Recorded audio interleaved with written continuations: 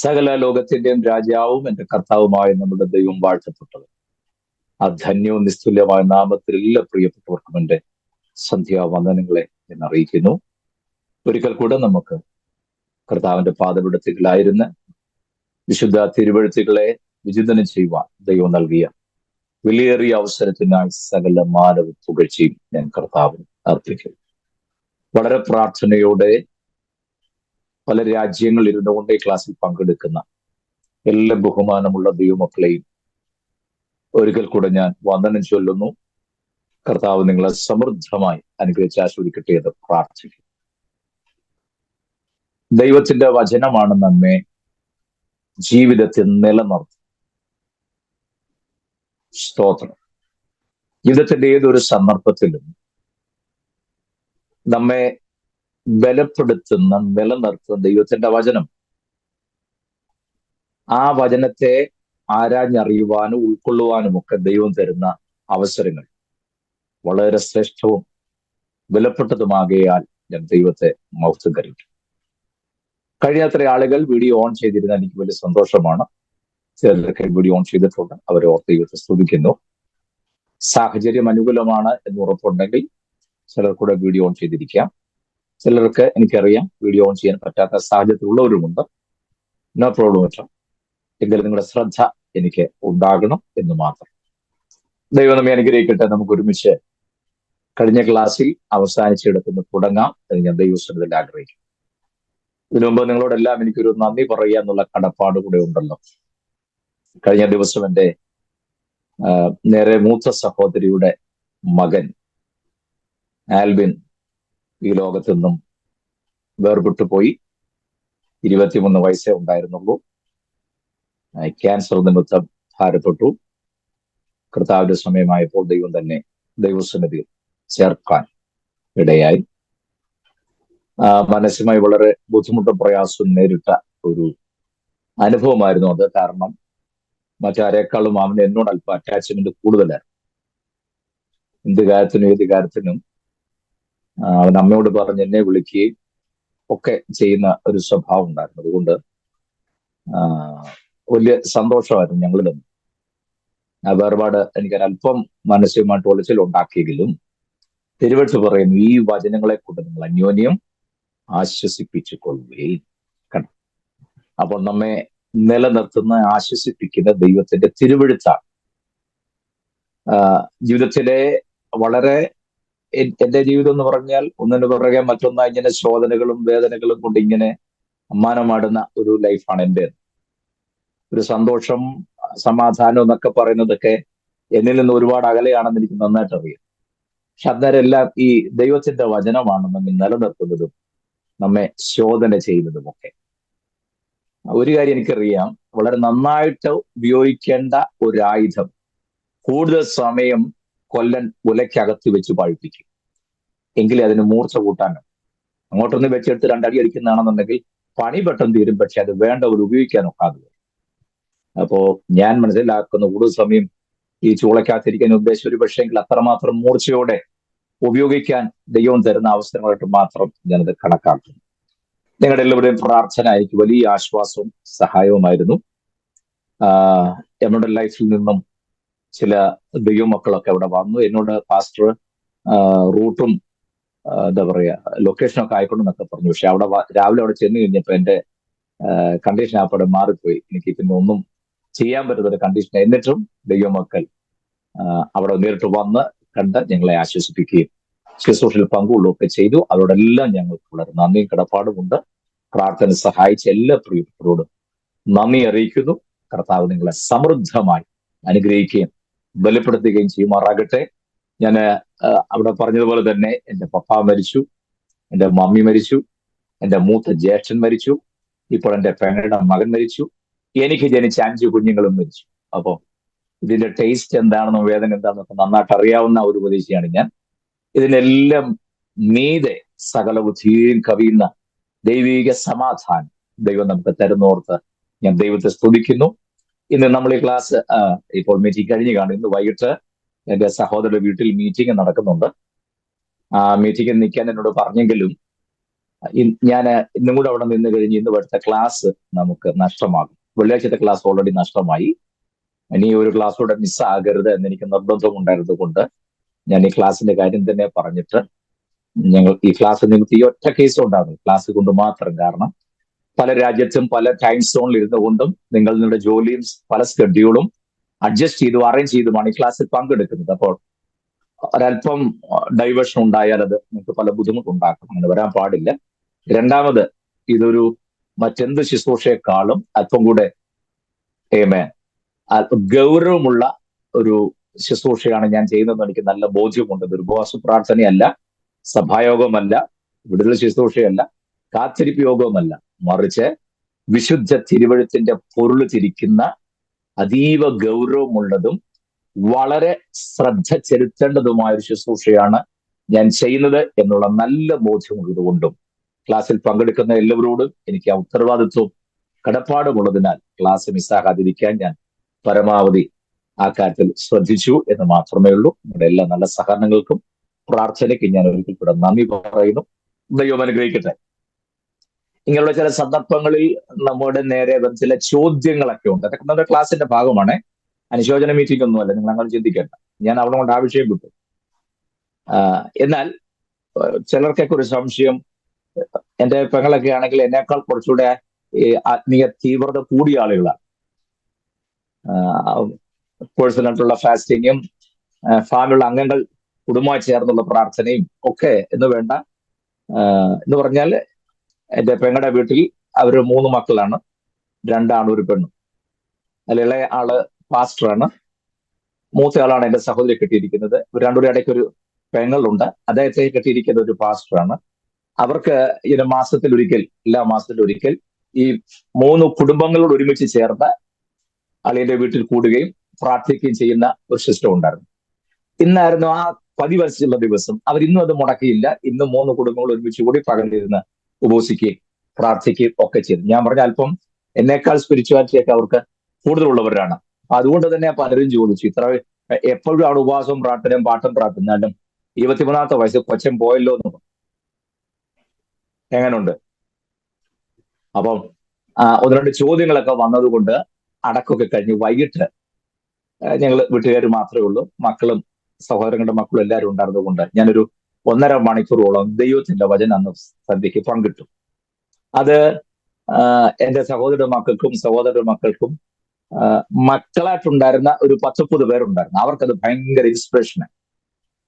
അവരോട് പറഞ്ഞ്, എങ്കിൽ അത് ഒന്നുകൂടെ ഡിസ്ക്രൈബ് ചെയ്ത് ഞങ്ങൾക്ക് തരണം, വളരെ മീനിങ് ആയിരുന്നു, വളരെ ഹെൽപ്ഫുൾ ആയിരുന്നു എന്നോട് പറഞ്ഞു. ഞാൻ നിങ്ങളോടും പറയാം, ചിലപ്പോൾ നിങ്ങൾക്ക് നിങ്ങൾ ചോദ്യങ്ങൾ വരാൻ സാധ്യതയുണ്ട്. ഇത്രമാത്രം പാട്ടും പ്രാർത്ഥനയും ആത്മീയൊക്കെ ഉണ്ടായിട്ട് പിന്നെ നല്ല പ്രായത്തിന്റെ പോയിന്റ് ഒക്കെ ചിലർ ചോദിക്കുകയല്ലേ? യെസ്, ചോദിക്കാൻ സാധ്യതയുണ്ട്. ചില ഭക്തന്മാരെ, ദൈവദാസന്മാരെ കുറിച്ച് ചോദിക്കില്ല, അവർക്ക് തന്നെ അതൊക്കെ അങ്ങനെ പറ്റിയത്, ഒരു ദൈവദാസനല്ലേ? ഇവിടൊക്കെയാണ് നമുക്ക് വചനത്തിന്റെ അറിവില്ലാതെ വരുമ്പോൾ ചില ചോദ്യങ്ങളുടെ മുമ്പിൽ നമ്മൾ പകച്ചു പോകാൻ സാധ്യതയുണ്ട്, അല്ലെങ്കിൽ ഉത്തരമില്ലാത്ത സാഹചര്യം ഉണ്ടാകുന്നു.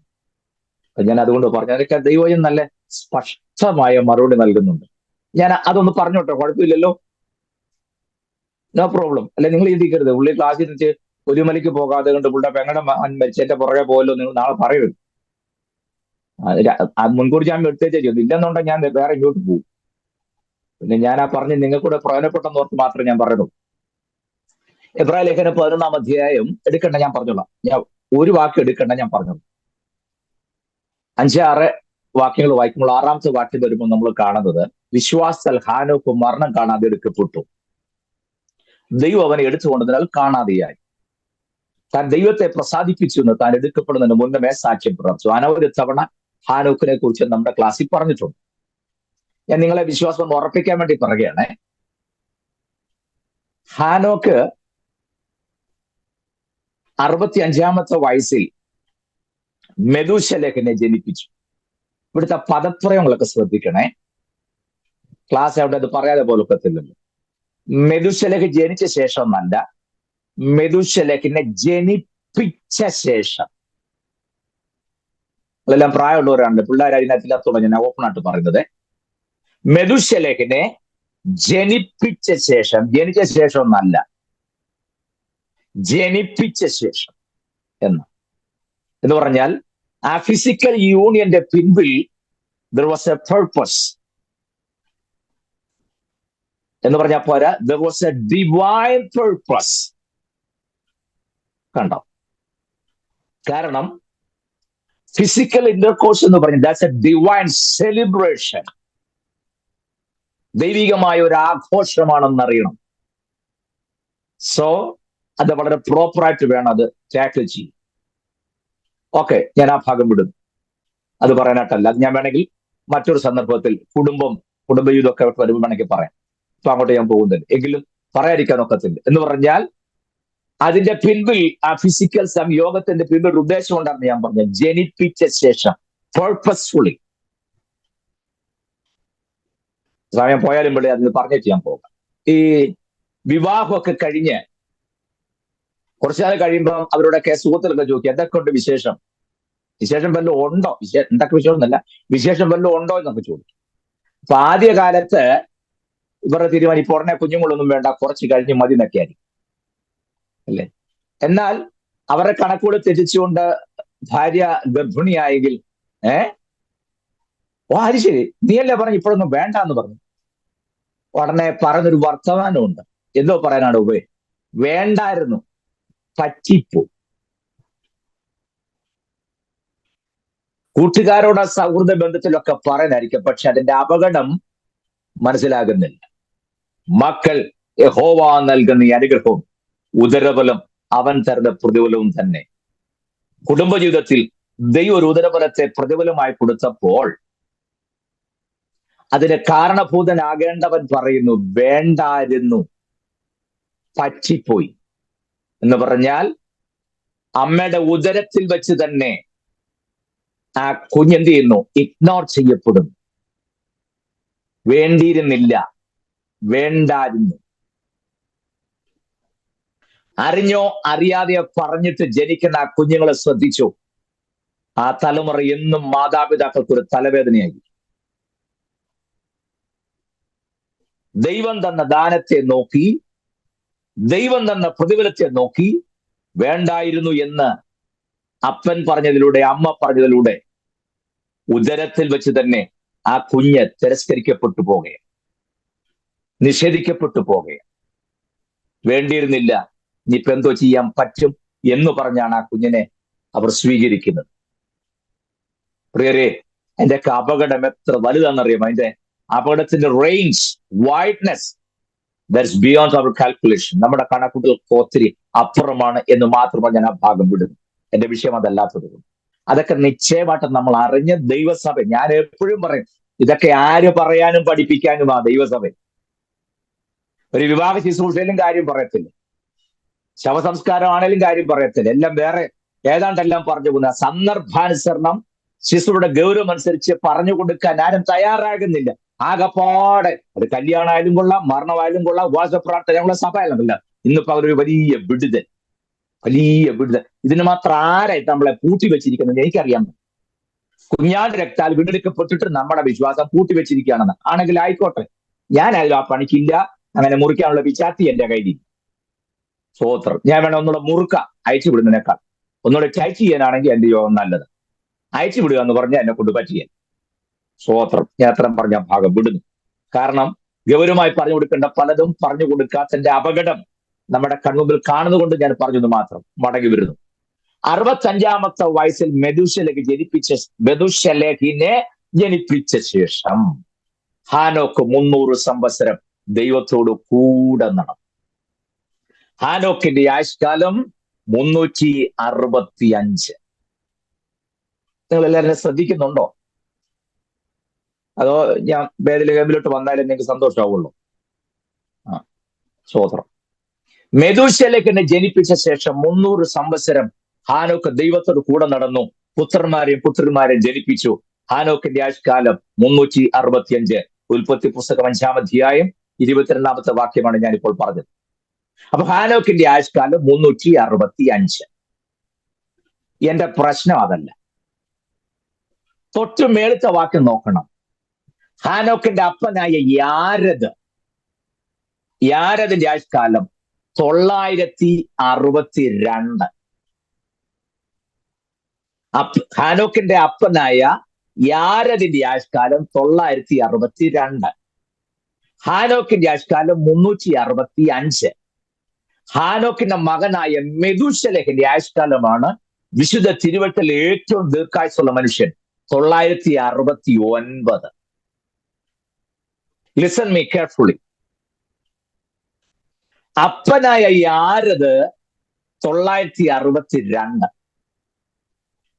മകനായ മെതുശലെ 969, ഹാനോക്ക് 365.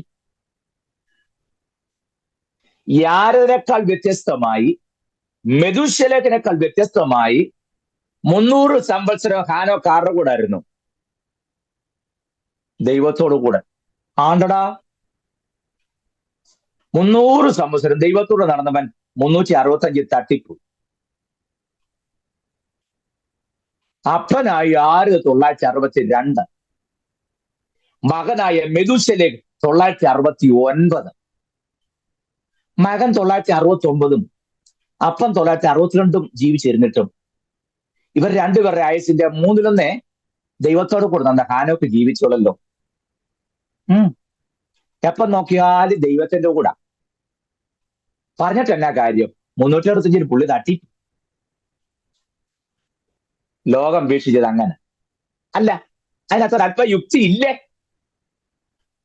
ന്യായമായും അപ്പനായ യാരദിനേക്കാളും മകനായ മെതുശലേഹിനേക്കാളും കുറെ കൂടെ ജീവിച്ചിരിക്കേണ്ടത് ആരായിരുന്നു?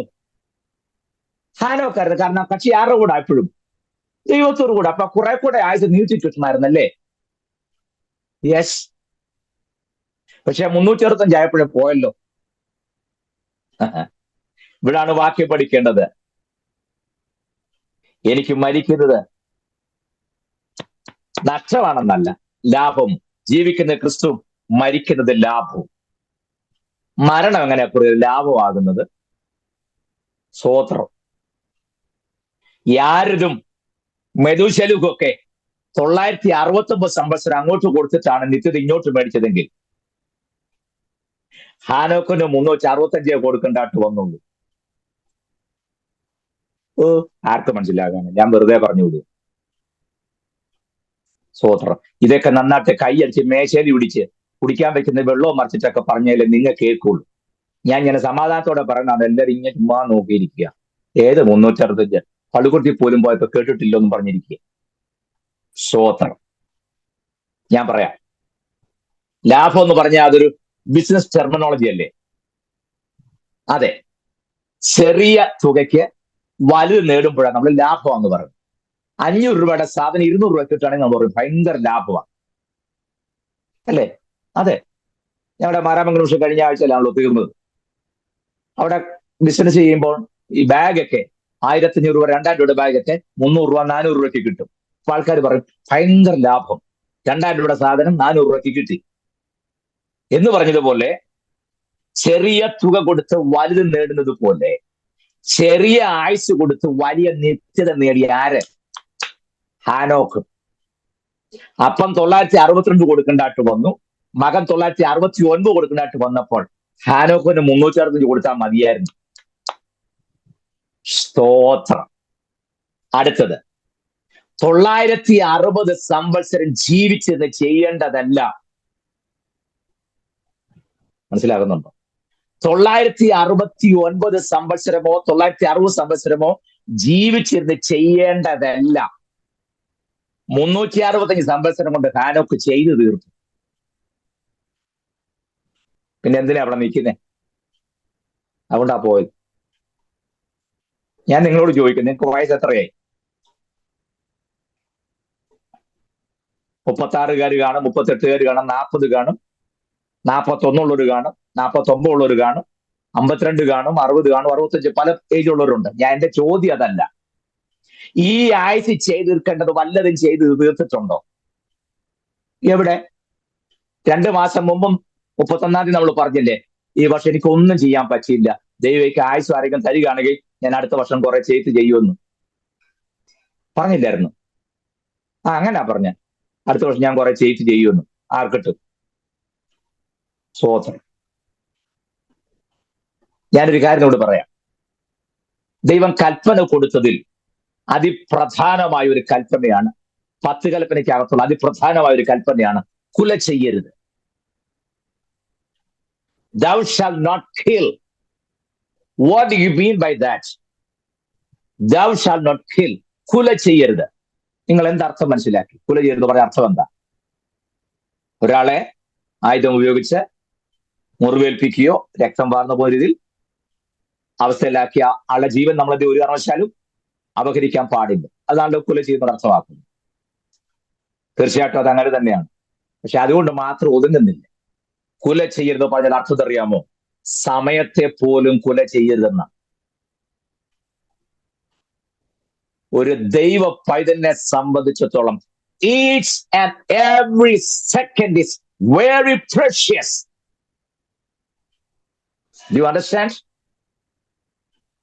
ഒരു ദൈവ പൈതലിനെ സംബന്ധിച്ചിടത്തോളം ഒരൊറ്റ സെക്കൻഡ് പോലും വേസ്റ്റ് ആക്കി കളയാനായിട്ടില്ല. നമ്മളതോ ചുമ്മാ കൈയൊക്കെ എന്നാ പറയാനോ, സമയം പോകണ്ടേ? സമയം പോകണ്ടെന്നോ? കുല ചെയ്യരുത് പറഞ്ഞാൽ സമയത്തെ പോലും ആവശ്യമില്ലാതെ കുല ചെയ്യരുന്ന അർത്ഥം. You have to utilize every moment. മനസ്സിലാകുന്നുണ്ടോ? In a proper way. പ്രോപ്പറായ രീതിയിൽ ഓരോ സെക്കൻഡ് യൂട്ടിലൈസ് ചെയ്യാൻ ദൈവത്തിന് പഠിക്കണം. അതുകൊണ്ടാണ് എഫേസ്യ ലേഖനത്തിൽ പറഞ്ഞത് സമയം തക്കത്തിൽ ഉപയോഗിക്കണോ. ഇംഗ്ലീഷിൽ redeem the time എന്നാണ്. സമയം തക്കത്തിൽ ഉപയോഗിക്കുന്നില്ല, സമയം വീണ്ടെടുക്കണമെന്ന്. അയ്യോ, ഇത്രയും ഉത്തരവാദിത്തങ്ങൾ എനിക്ക് ഉള്ളപ്പോൾ. ഞാൻ ഇന്നലെ എന്റെ കുഞ്ഞിന്റെ മരണത്തിൽ ഞാൻ ഈ കാര്യം പറയണ്ടായിട്ട് വന്ന ഉപദേശിമാരെല്ലാം പറഞ്ഞു. പിന്നെ നമുക്ക് നമ്മുടെ വീട്ടിൽ തന്നെ അവിടെ എനിക്ക് പറഞ്ഞത് മടിയും തോന്നിയില്ല. എല്ലാവരും ഒന്നിച്ച് പറഞ്ഞു, പ്രിയ ആൽബിൻ, കക്ഷതകളില്ലാത്ത, ബുദ്ധിമുട്ടില്ലാത്ത, വേദനയില്ലാത്ത നാട്ടിലേക്ക് നിത്യവിശ്രമത്തിനായി പോയത്. ഇതാണ് ഈ വേദവസൊന്നും പഠിച്ചില്ലെങ്കിൽ വരുന്ന കുഴപ്പം.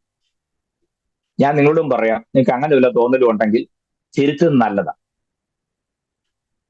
അവിടെ ചെന്ന് കാട്ടത് എല്ലാം ബുദ്ധിമുട്ടില്ലെന്ന് നിങ്ങൾ പറയരുത്. ഞാനൊരു കാര്യം പറയാം, നിങ്ങൾ വിശ്വാസത്തിന് പിന്മാറുകയാണെന്ന് ഉറപ്പുണ്ടെങ്കിൽ ഇന്നലെ നിങ്ങളെല്ലാം തിരിഞ്ഞു പോയേക്കരുത്. അപ്പോൾ ദുരുപദേശ പഠിപ്പിക്കുന്നതെന്നും പറഞ്ഞ് പോവുകയും ചെയ്യരുത്. നമ്മൾ സ്വർഗത്തിൽ ചെന്ന് കഴിഞ്ഞ് നമുക്കുള്ള ഡ്യൂട്ടി ഓർത്താൻ അങ്ങോട്ട് പോണോന്നേ തോന്നുകയാണ്. എന്ന് പറഞ്ഞാൽ അതുപോലെ പിടിപ്പത് പണിയുണ്ട് അവിടെ ചെന്നിട്ട്. Roles, responsibilities and hierarchies.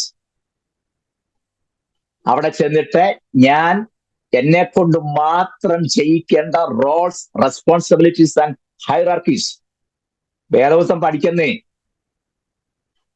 നമ്മുടെ ചിന്ത ഇവിടുന്ന് പിന്നെ അവിടെ ചെന്ന് ഇങ്ങനെ കാറ്റുപോലെ നടക്കുക.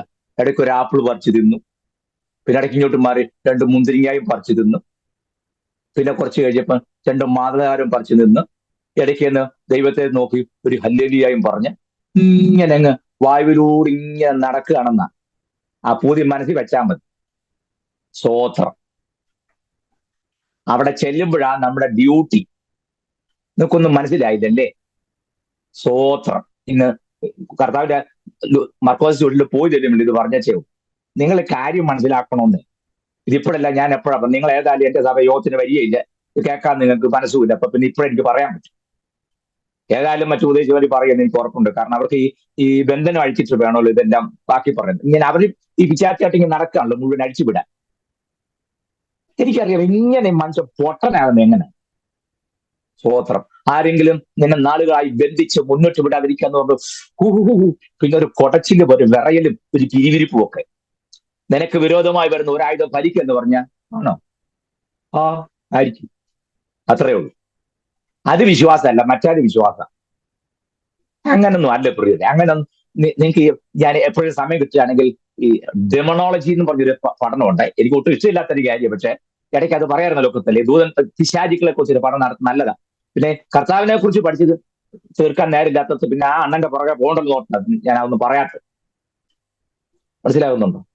അങ്ങ് ചെന്ന് കഴിഞ്ഞ് നമുക്കുള്ള ഡ്യൂട്ടി എന്താണെന്ന് അറിയണം. എല്ലാവരും പോകാനിരിക്കും. ഇവിടെ അതുകൊണ്ടാണ് നമ്മുടെ ഡ്യൂട്ടി കൃത്യമായി ചെയ്ത് വിശ്വസ്തരാണ് തെളിയിക്കണമെന്ന് ഈ പറയാൻ കാര്യം. എടാ, ഇവിടെ ഉഴപ്പുന്നവൻ അവിടെ ചെല്ലുമ്പോ എന്തോന്ന് ചെയ്യും? പറ.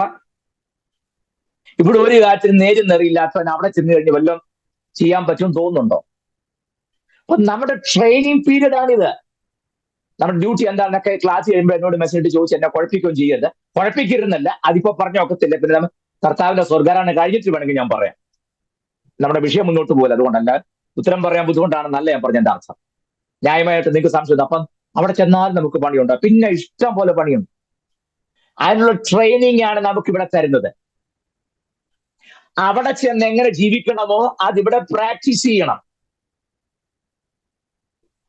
ഓക്കെ, ഞാൻ ഒന്നുകൂടെ ഒന്ന് താവട്ടിറങ്ങുകയാണ്.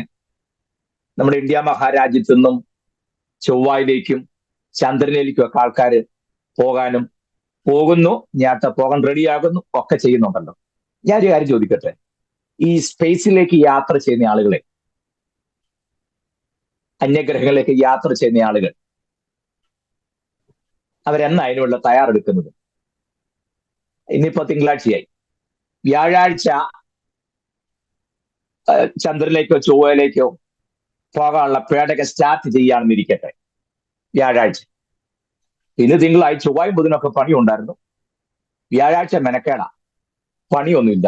എന്നാ ചൊവ്വ വരെ പോയേക്കല്ല, ചന്ദ്രൻ വരെ പോയേക്കാന്നും പറഞ്ഞ് പാര്യം കോട്ട് ഇട്ടുകൊണ്ട് അങ്ങോട്ട് ഓടിച്ചെന്ന് പേടകത്തെ കയറാൻ നോക്കിയാൽ കയറ്റി വിടുവോ? ഒരാഴ്ചത്തേക്ക് പണി ജോലിയൊന്നുമില്ല, മെനക്കേടാ, അല്ലെ ലീവാ.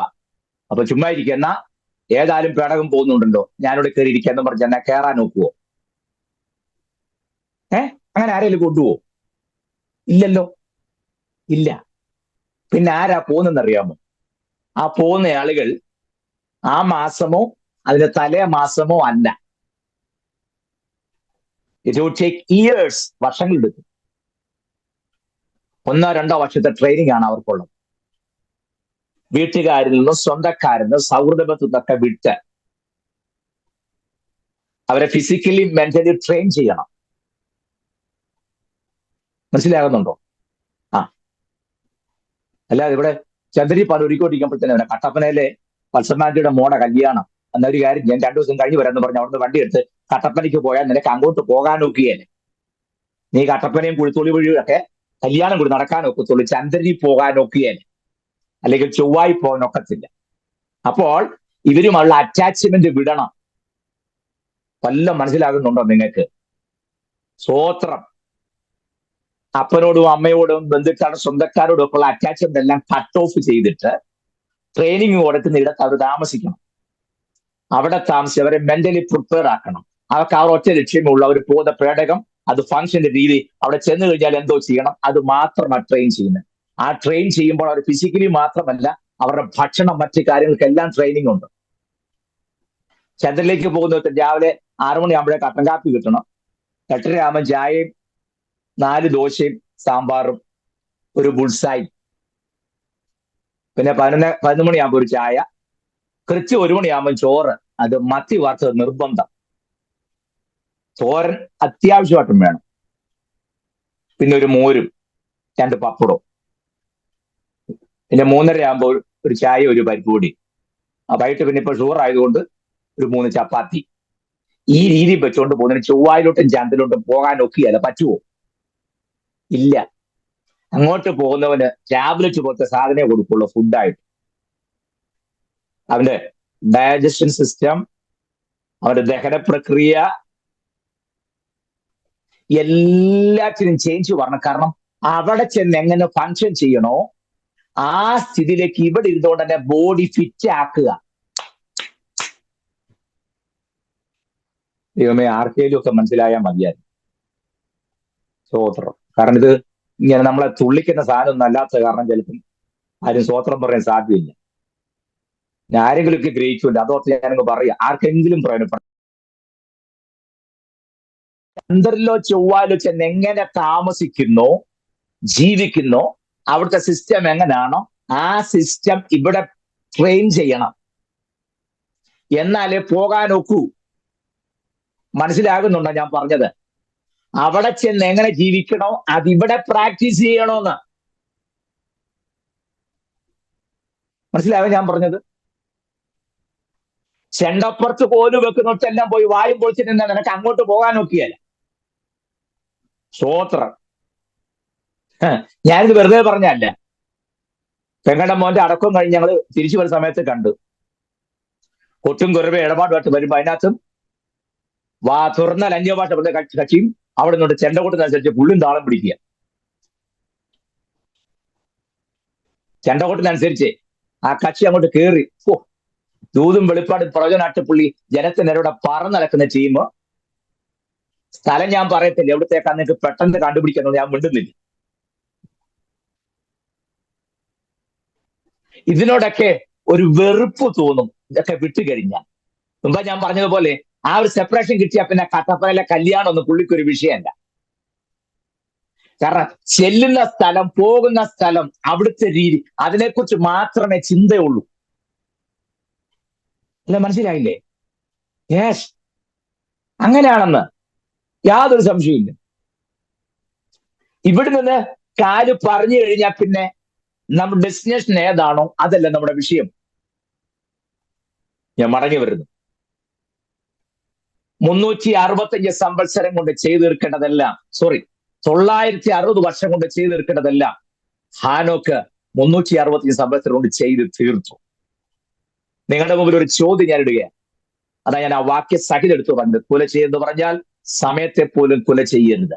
നിങ്ങൾക്ക് തന്ന time, how to utilise your time, നിങ്ങൾ നിങ്ങളുടെ സമയത്ത് എങ്ങനെ ഉപയോഗിക്കുന്നു, അതിനാണോ അങ്ങനെ ഉപയോഗിക്കും. ഇപ്പോഴാണ് സമയം തികയുന്നില്ല. കാരണം മാന്തി നഖമൊന്നും ഇല്ലല്ലോ. മുമ്പൊക്കെ വേദവസം വായിക്കും, ഇപ്പൊ അതില്ല. ഇപ്പൊ ഈ ഒരു സാധനം ഉള്ളത് കൊണ്ട് മാന്തുക, പൂച്ച മാന്ത പോലെ മാന്തി ഈ നഖമൊക്കെ തേഞ്ഞൊരു പരുവായി. എന്നാലും ഞാനിത് പറഞ്ഞപ്പോൾ ഇത് ആത്മാവിലാ മാന്തുന്നത്. പിന്നെ എന്തോ ചെയ്യാൻ പറ്റും? മൊബൈല് മാന്തുന്ന ആത്മാവിലാണ്. അവനോട് നമ്മൾ പിന്നെ എന്തോ പറയാനായിട്ടാ? പ്രിയരെ, ഞാൻ നിങ്ങൾക്ക് ഒരു വാണിംഗ് തന്നിട്ട് പകുതി സമയം പോയെന്ന് എനിക്കറിയാം. എങ്കിൽ ഞാൻ നമ്മുടെ ഭാഗത്തേക്ക് മടങ്ങി വരാം. ഉറപ്പുവരുത്തണം നിങ്ങൾ നിങ്ങളുടെ സമയം പ്ലീസ് പ്രോപ്പറായിട്ട് യൂട്ടിലൈസ് ചെയ്യണം. ഒരു ദൈവത്തിന് ഒരു സെക്കൻഡ് പോലും അനാവശ്യമായിട്ട് കളയാനായിട്ടില്ല. അതുപോലെ വർക്ക് നമുക്കുണ്ടല്ലോ, ഉത്തരവാദിത്തങ്ങൾ നമുക്കില്ലേ? യെസ്. അങ്ങനെ ചെന്ന് നിൽക്കുന്ന സമയത്ത് പ്രവാൻ ചോദിച്ച ചോദ്യമുണ്ട്, ഞാൻ നിന്നോട് കണക്ക് തീർക്കുന്ന നാളിൽ നിന്റെ കരങ്ങൾ ബലപ്പെട്ടിരിക്കുമോ? വെറും കൈയാ ഞാൻ ചെല്ലുമോ രക്ഷകൻ മുൻപിൽ നിൽപ്പാൻ? ഒറ്റദേഹി പോലും ഇല്ലാതെങ്ങനെ വണങ്ങും ഞാൻ നിങ്ങളോട് ചോദിക്കട്ടെ, നിങ്ങൾ കർത്താവ് രക്ഷിതാവുമായി ഹൃദയത്തിൽ ഏറ്റെടുത്തു, കൽപ്പന അനുസരിച്ചു, വിശുദ്ധിയും വേർപാടും പാലിച്ച് വളരെ വിശ്വസ്തയോടെ കർത്താവിനോട് നിൽക്കുന്നു. Very good. ചോദ്യം അതല്ല, നിങ്ങൾക്ക് എത്ര പേരെ നേടാൻ പറ്റി? എത്ര പേരോട് ഈ സദ്വർത്തമാനം പറഞ്ഞു? ദൈവം തന്ന ആയുസ്, ദൈവം തന്ന ടൈം എങ്ങനെ പ്രയോജനപ്പെടുത്തി? ദൈവരാജ്യത്തിന് പ്രയോജനമാകത്തക്ക നിലയിൽ നമുക്ക് ലഭിച്ച അവസരങ്ങൾ എത്രത്തോളം പ്രയോജനപ്പെടുത്താൻ ചോദിക്കും. സ്തോത്രം. അതിന് കഴിയുന്നില്ല എന്നുണ്ടെങ്കിൽ ദൈവം പലരും പല രീതിയിൽ ഉപയോഗിക്കുന്നു. യെസ്. എനിക്കൊരു ഡോക്ടറുണ്ട്, അദ്ദേഹമാണ് എൻ്റെ ഷുഗറിന്റെ കാര്യം ട്രീറ്റ്മെന്റ് ഒക്കെ ചെയ്യുന്നത്. ചെങ്ങന്നൂരാണ് അദ്ദേഹം ഒരു കാലത്ത് എൻ്റെ സഭയിലെ എൻ്റെ വിശ്വാസിയായിരുന്നു. പുള്ളിക്കാരൻ്റെ എനിക്ക് രോഗികളിൽ ചെന്നാൽ മരുന്ന് കുറിക്കുന്നൊന്നല്ല പുള്ളിക്ക് വിഷയം. ആര് വന്നാലും ഇതിന്റെ ദൂരെല്ലാം ചോദിച്ചിട്ട് പുള്ളി പക്ക സുവിശേഷം പറഞ്ഞു. ഡോക്ടർമാർ പറയുമ്പോൾ ഇരിക്കുമല്ലോ, എഴുന്നേറ്റ് പോവുകയുള്ളൂ. കണ്ടോ, ഓരോരുത്തർക്കും കിട്ടുന്ന ചാല് ഉപയോഗിക്കുന്ന രീതിയാണ് ഞാൻ പറഞ്ഞത്. ഉദാഹരണമായിട്ട് പറഞ്ഞതേ ഉള്ളൂ കേട്ടോ, തെറ്റിദ്ധരിക്കുകയും ചെയ്യരുത്. ഏത് മേഖലയിലും കർത്താവിനെ പ്രദർശിപ്പിച്ച് കാണിക്കാൻ നമുക്ക് കഴിയണം. അല്ലാതെ സുവിശേഷ വേലയാന്ന് പറഞ്ഞുള്ള ജോലി ഇട്ടേച്ച് ചാടി ഇറങ്ങിച്ച് പിന്നെ കഞ്ഞി കുടിക്കാനും മാർഗമില്ല. നോ, അങ്ങനല്ല. നന്നായിട്ട് വിദ്യാഭ്യാസം ചെയ്ത് ജോലി നേടി ആ ജോലി നല്ല ഭംഗിയായിട്ട് നിർവഹിക്കണം. അപ്പോൾ തന്നെ അതിനകത്തൂടെ കർത്താവിനെ ചൂണ്ടിക്കാണിക്കാൻ നമുക്ക് കഴിയണം. സ്തോത്രം. ഞാൻ മടങ്ങി വരുന്നു. കഴിഞ്ഞ ക്ലാസ്സിൽ ഞാൻ പറഞ്ഞ് അവസാനിപ്പിച്ചത്, പത്രോസ് എപ്പോഴും തന്റെ ഫെയിലിയേഴ്സ് മാത്രം എന്ത് പറയാ വളരെ പ്രൊജക്ട് ചെയ്ത് പറയുകയും തന്റെ വിജയങ്ങൾ ഒന്നും ലോകത്തിന് മുമ്പാകെ ഒരു വിധത്തിലും പ്രദർശിപ്പിക്കാതിരിക്കുകയും ചെയ്യാൻ അത് താൻ മർക്കോസിന് പറഞ്ഞു കൊടുക്കുമ്പോൾ പത്രോസ് വളരെ ശ്രദ്ധിച്ചു. 3 പ്രാവശ്യം താൻ കർത്താവിനെ തള്ളിപ്പറയുന്ന കാര്യം മർക്കോസിന് പറഞ്ഞു കൊടുത്തു. 3 പ്രാവശ്യം ഏറ്റു പറഞ്ഞ് ദാസ്ഥാനപ്പെടുന്ന രംഗം പത്രോസ് പറഞ്ഞില്ല. പക്ഷെ യോഹന്നാൻ വിട്ടുകളയാതെ 21-ാം അധ്യായത്തിൽ അത് എഴുതി ചേർത്തു. അത് പരിശുദ്ധാത്മാവ് തന്നോട് കാണിച്ച ഒരു നീതിയാണ്. കഴിഞ്ഞ ക്ലാസ്സിൽ ഞാൻ ആ കാര്യം പറഞ്ഞാണ് അവസാനിപ്പിച്ചത്. ഇപ്പൊ എനിക്ക് തലയണ വേണ്ട, അതൊന്ന് ഓഫ് ചെയ്തേക്കണേ. അപ്പൊ ഞാൻ പറഞ്ഞു വന്നത്, പത്രോസിന്റെ, ഞാൻ അടുത്ത ഭാഗത്തേക്ക് വരികയാണ്. മർക്കോസിന് ഈ കാര്യങ്ങൾ പറഞ്ഞു കൊടുക്കുമ്പോൾ, പത്രോസിന്റെ ട്രാൻസ്ലേറ്റർ കൂടെ ആയിരുന്നല്ലോ മർക്കോസ്, പറഞ്ഞു കൊടുക്കുമ്പോൾ അതിനകത്ത് നിങ്ങൾ ശ്രദ്ധിച്ചു നോക്കണേ. പ്രത്യേകിച്ച് മർക്കോസിന്റെ സുവിശേഷത്തിനകത്ത് പത്രോസ് ഏറ്റവും കൂടുതൽ ഇമ്പോർട്ടൻസ് കൊടുത്ത ഒരു സംഗതി കർത്താവ് ചെയ്ത മിറക്കിൾസിന്, അത്ഭുതങ്ങൾക്കാണ്. എനിക്ക് അത് വായിക്കുമ്പോൾ തന്നെ എന്താ പറയാ, ഒരു ചിലപ്പോ ചിരിയൊക്കെ തോന്നും. കാരണം പത്രോസിന്റെ ആ ഇഗ്നോറൻസ് കാണിക്കുന്നത്, അറിവില്ലായ്മ കാണിക്കുന്നതാണ് അതിനകത്ത്. പത്രോസ് ഉള്ളതുപോലെ തന്നെ പ്രൊജക്ട് ചെയ്തിരിക്കുന്ന, അല്ലാതെ അതിനകത്തൊന്നും ആഡ് ചെയ്തിട്ടൊന്നുമില്ല, അഡീഷൻ ഫിറ്റിംഗ് ആയിട്ട് ഒന്നും ചെയ്തിട്ടില്ല. എന്താ നമ്മൾ മനസ്സിലാക്കേണ്ടത് അറിയാമോ? വാസ്തവത്തിൽ കർത്താവിനെ സംബന്ധിച്ചിടത്തോളം തന്റെ ജീവിതത്തിന്റെ 65% ടീച്ചിങ്സ് ആയിരുന്നു. Listen me carefully. 65% ടീച്ചിങ്സാ, പഠിപ്പിക്കുക. 35% മാത്രമേ ഉണ്ടാകുള്ളൂ മറ്റ് ആക്ടിവിറ്റീസ്, സഞ്ചാരവും മറ്റുള്ളവരെ കാണുന്നതും അത്ഭുതം ചെയ്യുന്നതും രോഗശാന്തി കൊടുത്തതും ഒക്കെ. മാത്രമല്ല, താൻ ചെയ്ത അത്ഭുതങ്ങൾ ഒന്നും തന്നെ റിപ്പീറ്റഡ് അല്ലായിരുന്നു, ആവർത്തിച്ച് ചെയ്തിട്ടുമില്ല. ഉണ്ടോ? ഇല്ല. കാനാവിലെ കല്യാണത്തിന് കർത്താവ് വെള്ളം വീഞ്ഞാക്കി, ഇല്ലേ? അത് അവിടെ മാത്രമേ ചെയ്തു, വേറൊന്നും കർത്താവ് ചെയ്തില്ല. അതിന് അവിടെ ആകപ്പെടെ ആ ഒരു കല്യാണം മാത്രമേ നടന്നുള്ളൂ ഈ 33 വർഷത്തിനിടെ. അല്ലല്ലോ, ഒരുപാട് കല്യാണം നടന്നു. കുറവ് പരിഹരിച്ച ആ ഒരു വീട്ടിൽ മാത്രമേ. അതറിയാതെ നമ്മൾ പ്രാർത്ഥിക്കുന്ന കനാവിലെ കല്യാണത്തിന് എഴുന്നള്ളി വന്ന അവിടുത്തെ കുറവുകൾ തീർത്ത കർത്താവേ, ഈ കുടുംബത്തിലെ നാളെ നടക്കാൻ മതി വിവാഹത്തിന്റെ കുറവ് തീർക്കാൻ അങ്ങ് എഴുന്നള്ളി വരണമേ എന്നൊക്കെ പ്രാർത്ഥിക്കുന്നത്. കുറവ് തീർത്ത കാനാവിന് മാത്രമേ ഉള്ളൂ. ഇവിടെ കുറവ് തീർക്കണമെങ്കിൽ നമ്മൾ നമ്മുടെ വയസ്സായിട്ട് ചിന്തിക്കുകയും ആലോചിക്കുകയും ചെയ്യണം. മനസ്സിലാവുന്നുണ്ടോ? 1000 പേരെ വിളിച്ചിട്ടുണ്ടെങ്കിൽ 1200 പേർക്കുള്ള ഫുഡ് കരുതണം. മനസ്സിലാവുന്നുണ്ടോ? 1000 പേരെ വിളിച്ചേച്ച് 30 കിലോ ഇറച്ചി മേടിച്ചേച്ച് കുറവ് തീർക്കണമെന്ന് പറഞ്ഞാൽ കർത്താവ് അതിനകത്താൻ വരികയില്ല. കർത്താവിന് ഇറച്ചിക്കടയോ ഇറച്ചി ഉണ്ടാക്കി കൊടുക്കുന്ന പരിപാടിയോ ഇല്ല. എത്ര പേരെ വിളിച്ചിട്ടുണ്ടെന്നും ഉദ്ദേശം എത്ര പേര് വരുമെന്നും നടത്തിപ്പുകാരന് കണക്ക് കൂട്ടൽ വേണം. ഓർഡർ കൊടുക്കുമ്പോൾ അതനുസരിച്ച് പറയണം. അല്ലാതെ കുറവ് തീർക്കാൻ വേണ്ടി കർത്താവിനെ. അത് നമുക്കൊരു ഗുണമുണ്ട്, നമ്മൾ സകല കാര്യം പ്ലാൻ ചെയ്ത് ഓഡിറ്റോറിയം കൂടെ ബുക്ക് ചെയ്ത് കഴിയുമ്പോൾ നമ്മൾ പറഞ്ഞൊരു കാര്യമുണ്ട്, ദൈവഹിതമാണെങ്കിൽ. ദൈവഹിതമാണെങ്കിൽ നോക്കിച്ചാണോ ഓഡിറ്റോറിയം ബുക്ക് ചെയ്തത്? ആണോ? ഒന്നും അല്ലല്ലോ. എന്നെ പോലെ കൃത്യമായ ദൂത് പറഞ്ഞൊരു പ്രവാചകനല്ലേ? ഇങ്ങനെയുള്ള എന്റെ ദൂത് വളരെ കൃത്യമായിരിക്കും, ഒട്ടും തെറ്റുകയില്ല. മറ്റേ ദൂതൊക്കെ പറഞ്ഞ് ചിലപ്പോൾ പൊളിഞ്ഞു പോകും, പക്ഷെ ഇത് ഇങ്ങനെയുള്ള ദൂത് തെറ്റുകയല്ല ഞാൻ പറഞ്ഞു. സത്യമല്ലേ ഞാൻ പറഞ്ഞത്? സകലം പ്ലാൻ ചെയ്ത് ഇന്ന് കുറി അടിക്കുമ്പോൾ ദൈവഹിതമായാൽ ഇത്രാം മാസം ഇത്രാം തീയതി ഇന്ന ഓഡിറ്റോറിയത്തിൽ വെച്ച് ഓഡിറ്റോറിയം ബുക്ക് ചെയ്തപ്പോ കമ്മിറ്റിക്കാരോട് പറഞ്ഞായിരുന്നോ ദൈവഹിതം ആണെങ്കിലേ നടക്കുള്ളൂ കേട്ടോ, അല്ലെങ്കിൽ മാറിപ്പോന്ന് പറഞ്ഞായിരുന്നു? ഇല്ലല്ലോ. അതിന്റെ ഫുൾ എമൗണ്ടും കൊടുത്ത് അഡീഷണൽ പൈസയും കൊടുത്തേച്ചാ പോകുന്നത്. കാരണം നാശനഷ്ടങ്ങൾ വന്നാൽ ആ പൈസ ഈടാക്കും ഉടമസ്ഥര്. അതുകൂടെ കെട്ടിയതിന് ശേഷം പോന്ന വെച്ചാൽ നമ്മൾ പിന്നെ കുറി അടിക്കുമ്പോൾ ദൈവഹിതമായ സ്വോത്രം പോട്ടെ. നിങ്ങൾക്ക് ആ പാടെ അസ്വസ്ഥതയൊക്കെ തോന്നുകൊണ്ട് ഞാൻ അതെല്ലാം പറഞ്ഞു വന്ന് അവിടെ നിർത്തി ഞാൻ വേഗം മടങ്ങി വരാം. കാനാവിലെ കല്യാണത്തിന്റെ കുറവ് തീർത്തത് അവിടെ ഒറ്റ ഉള്ളത്തെ ഉള്ളെന്നാ ഞാൻ ഈ പറഞ്ഞേ. അല്ലാതെ ചെന്ന കല്യാണത്തിനെല്ലാം കർത്താവ് കുറവ് തീർത്തൊന്നുമില്ല. ആ കല്യാണം ആരുടെയാണെന്ന് അറിയണം, എന്തുകൊണ്ടാണ് അത് അവിടെ ചെയ്തെന്ന് അറിയണം, മറിയ അവിടെ വരാൻ കാര്യം എന്താണെന്ന് അറിയണം, അത് സുവിശേഷത്തിൽ എഴുതാൻ കാര്യം എന്താണെന്ന് അറിയണം. അതൊക്കെ യോഹന്നാന്റെ സുവിശേഷം പഠിക്കുമ്പോൾ നമുക്ക് പറയാം. ഇതിനുണ്ട് അവിടെയൊക്കെ യോഹന്നാന്റെ ക്യാരക്ടർ നമ്മൾ അറിയേണ്ടത്. നിങ്ങൾക്ക് ആശങ്ക കൂടുന്നുള്ളൂ ഞാൻ പറഞ്ഞേക്കാം. അത് യോഹന്നാന്റെ കല്യാണം തന്നെയായിരുന്നു. പക്ഷെ തന്റെ കല്യാണം യോഹന്നാൻ പറഞ്ഞിട്ടേ ഇല്ല. നമ്മളാണെങ്കിൽ ഞങ്ങളുടെ കല്യാണത്തിന്റെ കർത്താവും വന്നിരുന്നു പറഞ്ഞ് കർത്താവിന്റെ തോളെ ചാരിക്കൊണ്ട് നിൽക്കുന്ന ഒരു ഫോട്ടോ എടുത്ത് അന്നേരം തന്നെ ഫേസ്ബുക്കിനകത്ത് ഞാനും കർത്താവും വിവാഹവേള ഇല്ലേ, ആ എബനേസർ ഓഡിറ്റോറിയത്തിൽ ഞാനും കർത്താവും.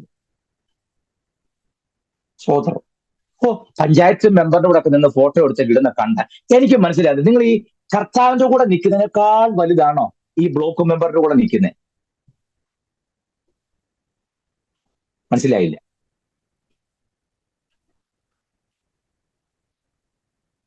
On Christ rock is solid എന്നല്ലേ ആ പാട്ടിന്റെ അർത്ഥം? All other land is singing sand എന്നാണ് അതിന്റെ അർത്ഥം. ഞാൻ നിൽക്കുന്നത് ഈ പാറമേൽ, ഞാൻ നിൽക്കുന്നത് ഈ പാറമേൽ. മനസ്സിലായോ? കർത്താവിന്റെ കൂടെ നിൽക്കുന്നതിനേക്കാൾ വലുതല്ല ഇവിടെ 6 കൂടെ നിൽക്കുന്നത്. സ്വോത്രം. എനിക്ക് ചില കാര്യങ്ങൾ അത്ര വലിയ യോജിപ്പില്ല, പക്ഷെ ചില സമയത്ത് നല്ലതാകട്ടോ, മോശമൊന്നും ഞാൻ പറയുന്നില്ല. നിങ്ങൾ അങ്ങനെ ചിന്തിക്കുകയും ചെയ്യരുത്. പിന്നെ എന്തോ എന്റെ ഒരുപക്ഷെ ഒരു പൊട്ടത്തരം കൊണ്ടാണോ അഹങ്കാരം കൊണ്ടാണോ അതിന് അജ്ഞത കൊണ്ടാണോ എന്ന് അറിയിച്ചത്. എന്റെ ചിന്ത കർത്താവിന്റെ കൂടെ നിൽക്കുന്നതിനേക്കാൾ വലുതല്ല മറ്റൊന്നും എന്റെ ചിന്ത. അതുകൊണ്ടായിരിക്കും ഞാൻ ഇങ്ങനെയൊക്കെ ആയിപ്പോയത്. ചിലപ്പോൾ ഒരു മോശയുടെ സ്വഭാവം, മുരട്ട സ്വഭാവം കാണുന്നത് എനിക്ക് തന്നെ തോന്നാറുണ്ട്. പക്ഷെ എന്തോ എന്നാലും എനിക്ക് അതൊന്ന് മാറ്റാനായിട്ട് മനസ്സ് തോന്നുന്നില്ല. സ്തോത്രം. ഞാൻ പറഞ്ഞു വന്നത് പത്രോസ് ഈ മിറക്കിൾസ് പറയാനായിട്ട് ഭയങ്കര ഇൻട്രസ്റ്റ് ആണ്. അത് കാര്യത്തിലുള്ളൂ. ഞാൻ പറഞ്ഞു 65% കർത്താവ് ടീച്ചിങ്സ് ആയിരുന്നു, ബാക്കി 35 ഉണ്ടായിരുന്നുള്ളൂ എല്ലാ മറ്റ് ആക്ടിവിറ്റീസും. ഇപ്പോൾ നിങ്ങൾക്ക് ടീച്ചിങ്സിന്റെ ഇമ്പോർട്ടൻസ് മനസ്സിലാവുന്നുണ്ടോ? സ്തോത്രം. കർത്താവ് ശിഷ്യന്മാർക്ക് എടുക്കും. അത് ഈ മർക്കോസ് ചോദിച്ചാൽ നിങ്ങൾ വായിക്കേണ്ടത്. അവൻ തന്നോടുകൂടെ ഇരിപ്പാനും പ്രസംഗിപ്പാൻ അയക്കേണ്ടതിനും പന്തിരുവരെ തെരഞ്ഞെടുത്തുന്നു. ആദ്യം ചെയ്യണം തന്നോടുകൂടെ ഇരിക്കണം, കൂടെ ഇരുന്ന് കേൾക്കണം, പഠിക്കണം, പ്രാപിക്കണം, അതിനുശേഷം പോണം. അപ്പൊ പ്രസംഗിക്കാൻ ഭൂതങ്ങളെ പുറത്താക്കി ചെയ്യുന്നതിന് മുമ്പേ ആദ്യമേ കർത്താവ് പറഞ്ഞ തന്നോടുകൂടെ ഇരിക്കണം, തന്നിൽ നിന്ന് കേൾക്കണം. മനസ്സിലാവുന്നുണ്ടോ? ആ കേട്ട് പ്രാപിച്ചു വേണം ശുശ്രൂഷയ്ക്ക് ഇറങ്ങാൻ. അപ്പൊ കൂടെ ഇരിക്കുക എന്നുള്ളത് ഒരു വലിയ പ്രാധാന്യം വഹിക്കുന്ന കാര്യമാണ്. മനസ്സിലായോ? ചേർന്നിരുന്ന് കേട്ട് പഠിപ്പിച്ച് ഗുരുകുല വിദ്യാഭ്യാസം പോലെ ഗുരുവും ശിഷ്യന്മാരും ഒരുമിച്ച് പാർത്ത് എന്ത് ചെയ്താലും അതെല്ലാം ശിഷ്യന്മാർക്ക് കൺവിൻസിങ് ആകുന്ന രീതിയിൽ കർത്താവ് പറഞ്ഞു കൊടുക്കുന്നൊക്കെ എനിക്ക് ഭയങ്കര അട്രാക്ഷനാണ് കർത്താവിന്റെ ടീച്ചിങ് മെത്തേഡും ഒക്കെ കാണുമ്പോൾ. ഏത് സൊസൈറ്റിയാണ്, ഏത് സമൂഹമാണ്, ഏത് ടൈപ്പ് ആൾക്കാരാണെന്ന് അറിഞ്ഞ് ശിഷ്യന്മാരെ അതനുസരിച്ച് ട്രെയിൻ ചെയ്യുക. ഞാൻ മുമ്പ് പറഞ്ഞിട്ടുണ്ട് അല്ലെ, മീൻപിടുത്തക്കാരെ കണ്ട പറഞ്ഞ് സ്വർഗരാജ്യം എല്ലാ വക മീനും പിടിക്കുന്ന വലയ്ക്ക് സദൃശ്യം. എല്ലാ വക മീനെ പിടിക്കും, അതാ ദൈവരാജ്യം. തെരഞ്ഞു പിടിച്ച് പിടിക്കുന്ന വലയല്ല, എല്ലാ വക മീനും പിടിക്കും അല്ലേ. അത് മുക്കുവന്മാർക്ക് പിടികിട്ടി. ഇടയന്മാരെ കണ്ടോ പറഞ്ഞു ഒരാൾക്ക് 100 ആടുണ്ടെന്ന് ഇരിക്കട്ടില്ല, ഒന്നിനെ കാണാതെ പോയി. 99 പിടിക്കാൻ ഒന്നിന്റെ പുറകെ പോയി. ആരുടെയും കൊണ്ട് പോയി തിരിഞ്ഞില്ല. നമ്മുടെ കാര്യമാണല്ലോ പറയുന്നത്, മനുഷ്യനെ കേട്ടോ. കൃഷിക്കാരനെ കണ്ടപ്പോ പറഞ്ഞു ഒരു വിതയ്ക്കാനായിട്ട് പോയി. വിതയ്ക്കുമ്പോൾ ചിലത് വഴിയരികെ വീണു, നല്ല നിലത്ത് വീണു, പാറപ്പുറത്ത് വീണു, മുള്ളിനിടയിൽ വിത്തും കൊണ്ട് പോകാൻ അവൻ തിരിഞ്ഞിടാൻ നമ്മുടെ കാര്യമാണല്ലോ പറഞ്ഞു. എത്ര സിമ്പിളായിട്ടാ കാര്യം പറഞ്ഞേ അല്ലേ? കർത്താവ് കൊണ്ട് ഇവരെ കണ്ടപ്പോൾ, കർഷകരെ കണ്ടപ്പോൾ കാലത്തിന്റെ തികവെങ്കിൽ കന്യാമറിയമിൽ കുറെ പ്രയോഗം എനിക്കറിയത്തില്ലൊന്നും. കാലത്തെ രണ്ടായി ഭേദിച്ചുകൊണ്ട് കന്യാമറിയമിൽ കാലിത്തൊഴുത്തിൽ കന്നുകാലികളുടെ നടുവിൽ മുഴുവൻ കാ കൊണ്ട് കേട്ടവൻ ഒരു കായും പിടികിട്ടിയില്ല. ഉത്കൃഷ്ടവും ഉന്മാദവും ഉദാത്തവും എന്നൊക്കെ പറഞ്ഞ് സുവിശേഷം പ്രസംഗിക്കുകയല്ലേ. ഏത് അക്ഷരജ്ഞാനമില്ലാത്തവനെയും ജ്ഞാനിയാക്കുന്നതാണ് സുവിശേഷം. ശരിയാണോ ഞാൻ പറഞ്ഞേ? അപ്പൊ അത് ആ രീതി പറയണ്ടേ. അതുകൊണ്ടാണ് ആശാരിയുടെ പ്രസംഗം ജനങ്ങളെ സ്വാധീനം ചെലുത്താൻ കാരണം. പ്രാസവും ഇല്ല, ഉന്മാദവും ഇല്ല, ഉത്കൃഷ്ടവും ഇല്ല, ഉദാത്തവും ഇല്ല. കണ്ടോ, ഏതൊരു കൊച്ചു പയ്യനും പള്ളിക്കൂടത്തിന്റെ പടി കാണാത്തവനെ സുവിശേഷം അട്രാക്ട് ചെയ്യും. അതിന്റെ പേരാണ് സുവിശേഷം. നമ്മുടെ ഭക്തന്മാര് പണ്ട് പാടിയൊരു പാട്ടുണ്ട്, അജ്ഞാനന്ധത ആകെ അകറ്റി വിജ്ഞാന കതിർ വീശും. അജ്ഞാനാന്ധത ആകെ അകറ്റി വിജ്ഞാന കതിർ വീശും. വിമല മനോഹര സുവിശേഷം ആ മംഗള ജയ ജയ സന്ദേശം. വിമല മനോഹര സുവിശേഷം ആ മംഗള ജയ ജയ സന്ദേശം. നരഭോജികളെ നരസ്നേഹികളാം ഉത്തമ സോദരരാക്കും. വേദാന്ത പൊരുൾ സുവിശേഷം ആ മംഗള ജയ ജയ സന്ദേശം. വേദാന്ത പൊരുൾ സുവിശേഷം ആ മംഗള ജയ ജയ സന്ദേശം. എങ്ങും പുകഴ്ത്തുവിൻ സുവിശേഷം ആ മംഗള ജയ ജയ സന്ദേശം. സ്വോത്രം. ആ പാട്ട് അറിയാം നിങ്ങൾക്ക്? ഇല്ല. ഇല്ലെങ്കിൽ സിയാങ്കുദാവലി എടുത്തതിന് ശേഷം എങ്ങും പുകഴ്ത്തുവിൻ സുവിശേഷം എന്ന് പറയുന്ന ആ പാട്ട് കണ്ടുപിടിക്കണം. മനസ്സിലാവുന്നുണ്ടോ? എന്നിട്ട് ആ പാട്ട് പാടി പഠിക്കണം. ഇതിന്റെ ഇടയ്ക്കൊക്കെ പാടണം. പാട്ടിനെ കുറിച്ച് നല്ല നിശ്ചയവും ബോധ്യവും ഉണ്ടായിരിക്കണം. അത്യാവശ്യം പാട്ടിന്റെ ആദ്യം കണ്ടെച്ച് ഉടനെ ചാടി ഇറങ്ങരുത്. കൊണ്ടൊരാൾ പാടിയതുപോലെ എന്നാ യേശു മഹോന്നതനെ മഹോന്നതനെ എന്ന രീതി നമ്മൾ എഴുതിയത് ആ പാട്ടല്ലായിരുന്നു. പാട്ടിന്റെ ട്യൂണ് മേലെ എഴുതുന്ന യേശു മഹോ അത്രേ കണ്ടോളൂ. പിന്നെ പുള്ളി ബാക്കി നോക്കിയില്ല. പാടി വന്നപ്പോൾ യേശു മഹോന്നതനെ മഹോന്നതനെ എന്ന രീതി. അതുകൊണ്ട് എന്ന രീതിയിലെങ്ങും പോകരുത്. എങ്ങും പുകഴ്ത്തുവിൻ സുവിശേഷം ആ മംഗള ജയ ജയ സന്ദേശം എന്ന പാട്ട് നിങ്ങൾ കണ്ടുപിടിച്ച് നെറ്റിലും ഒക്കെ കിട്ടുമല്ലോ. ആ പാട്ടൊക്കെ പാടി നന്നായി പഠിക്കുകയും പാടുകയും ചെയ്യണം. സുവിശേഷം എന്താനകത്ത് ഞാൻ ഓർക്കുക, ദൈവമേ അവർക്ക് ഹീബ്രു അറിയത്തില്ല, ഗ്രീക്കും അറിയത്തില്ല, തിയോളജി അറിയത്തില്ല. പക്ഷെ ഭക്തന്മാരൊക്കെ ഇത് പാട്ടിന്റെ അകക്കാമ്പെന്ന് പറഞ്ഞാൽ ഭയങ്കരമാണ്. ദൈവം നേരിട്ട് കൊടുക്കുന്ന കൃപയുടെ മുമ്പിൽ എല്ലാ ഓളജി ബിഗ് സീറോ. സ്തോത്രം. മനസ്സിലാകുന്നുണ്ടോ? ഞാൻ എപ്പോഴും പറയാനുള്ളത് പോലെ എന്റെ പെരക്കകത്ത് കയറരുത്, വെളിയിൽ വെച്ച് കൈ കാണിച്ച് പോകുന്നൊന്നും അല്ല അവരെഴുതിയ പാട്ട്. ഇപ്പൊ അങ്ങനെ കർത്താവിനെ പെരക്കകത്ത് കയറാൻ സമ്മതിക്കുകയല്ലോ. നീ അവിടെ നിന്ന് കൈ കാണിച്ചു പൊക്കോണം, എന്റെ പെരക്കകത്ത് കയറരുത്, അങ്ങനെ പാട്ട്. എന്റെ പെരക്കകത്ത് വരാൻ ഞാനും യോഗ്യനല്ല, നീ യോഗ്യനല്ല, അതുകൊണ്ട് അവിടെ നിന്ന് സൗഖ്യം നിന്നിട്ട് പൊക്കോളാം. പോട്ടെ. നിങ്ങൾ വിചാരിക്കും ഈ പുള്ളി എതിരെ പോയാലും ആ പാട്ട് നിർത്തുന്നു, കൊട്ടിയേച്ചേ പോകുള്ളൂ എന്ന് പറഞ്ഞാൽ ഞാനിപ്പോ എത്രയോ പ്രാവശ്യം പറഞ്ഞു. മനപ്രയാസം കൊണ്ടെങ്കിൽ പറഞ്ഞു പോണെന്ന് എല്ലാവരും ഉപദ്രവിക്കൊണ്ട് പറയല്ല. പത്രോസിനെ സംബന്ധിച്ചിടത്തോളം കർത്താവിന്റെ വീര്യപ്രവർത്തനം അങ്ങ് വർണ്ണിക്കണമെന്ന് പുള്ളിക്ക് ഭയങ്കര ആഗ്രഹമാണ്. പക്ഷെ അതിന്റെ പ്രശ്നം എന്നറിയാം, നിങ്ങൾ ഈ മർക്കോസ് സുവിശേഷം എപ്പോഴെങ്കിലും വായിച്ചു നോക്കണേ, ഒരു രസം കാണാം. ആകെ 4 ഉപമകളെ അതിനകത്തുള്ളൂ. പുള്ളി അത്ഭുതം എല്ലാം പറയാൻ പോയപ്പോഴല്ലോ പ്രധാനപ്പെട്ട സംഗതി പലതും മിസ്സായിപ്പോയി. ശ്രദ്ധിച്ച് വായിച്ചു നോക്കാം. ആകെ 4 ഉപമകളെ മർക്കോസിന് സുവിശേഷത്തിനകത്തുള്ളൂ. മത്തായി ആണെങ്കിൽ 18 ഉപമകൾ, ലൂക്കോസ് ആണെങ്കിൽ ഒന്നുകൂടെ പടി കടന്ന് 19 ഉപമകൾ പറയുന്നു. മർക്കോസിന് എഴുതാൻ 4 ഉള്ളൂ. കാരണം എന്തറിയാമോ?